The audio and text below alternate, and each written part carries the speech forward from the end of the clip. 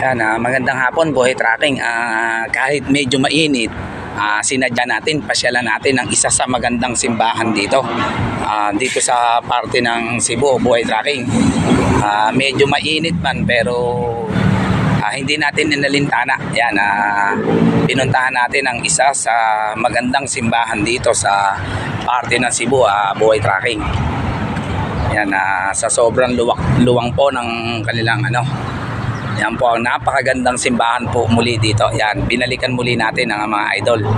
Yan, bagamat medyo mainit, tiniis natin. Ang importante po, maipakita natin sa ating mga kababayan kung anong itsura at ganda ng simbahan dito.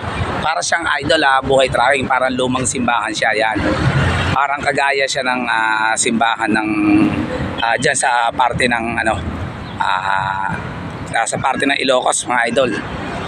Yan, yan po ang simbahan dito. Yan, tirik na tirik po ang sikat ng araw, Buhay Tracking. Pero sinikap po natin na puntahan siya. Yan.